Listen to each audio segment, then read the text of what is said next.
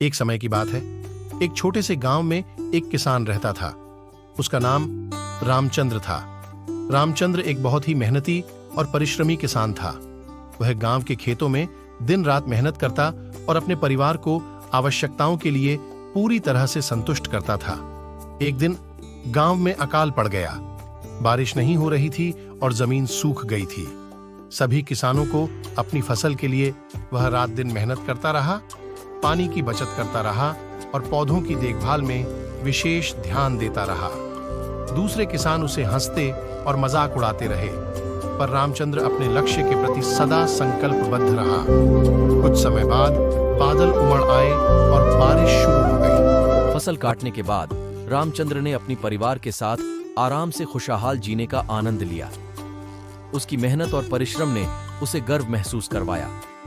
वह गांव के बाकी किसानों के लिए एक प्रेरणा स्रोत बन गया। आखिरकार गांव की जनता ने उनकी मेहनत और समर्पण को मान्यता दी और उन्हें सम्मानित किया।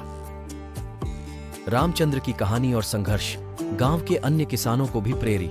रामचंद्र सुबह होते ही अपने 3 दोस्तों के साथ में जंगल की ओर चल देते हैं। लकड़ी काटने के लिए चलते चलते अपने दोस्तों से कहते हैं कि दोस्तों, आज हमें बड़े जंगल में जाना है, वहां से लकड़ी काटकर हमें लेकर आनी है।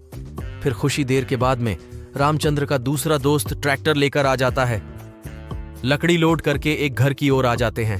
रामू खेत से ट्रैक्टर में लकड़ी लोड करके निकल जाता है मार्केट की ओर। मार्केट में जाकर और लकड़ी अपने सेट को बेचकर वहां से चल देता है। पैसे लेकर सीट से बात करके बैठकर पर चल देता है। पैसे लेकर रामचंद्र ने अपने खेतों को और अच्छे से सिंचित करना शुरू किया। वह रात दिन मेहनत करता रहा, पानी की बचत करता रहा और पौधों की देखभाल में विशेष ध्यान देता रहा। दूसरे किसान उसे हंसते और मजाक उड़ाते रहे, पर रामचंद्र अपने लक्ष्य के प्रति सदा संकल्पबद्ध रहा। कुछ समय बाद बादल उमड़ आए और बारिश शुरू हो गई।